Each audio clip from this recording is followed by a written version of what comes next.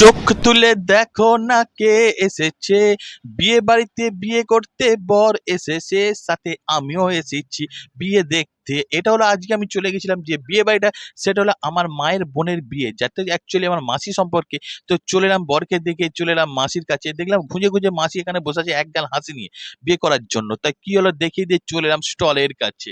তো আমার কাছে খাওয়া দাওয়া, এখানে মা মাসি মামি সবাই আছে, সবাইকে এক ঝলক তুলে দিলাম, সবাই খেতে ব্যস্ত হয়ে পড়েছে দেখলাম। তো আমি আর কি করবো, খেতে শুরু করি। প্রথমে ঠান্ডা দিয়ে শুরু করলাম, ঠান্ডা ঠান্ডা কোল্ড ড্রিঙ্কস খেয়ে গরমটাকে ঠান্ডা করে নেওয়ার পর হাত বাড়ালাম পকোড়ার দিকে। গরম গরম পকোড়া, পকোড়ার সাইজটা বেশ বড় ছিল, খেতেও দারুণ টেস্টি হয়েছিল। খাওয়াটা শেষ করার পর চোখ পড়লো ফুচকার দিকে। স্টোরে যা যা আছে সব আইটেমে খেতে, দু তিনটে ফুচকা খাওয়ার পর চোখ পড়লো মোমো।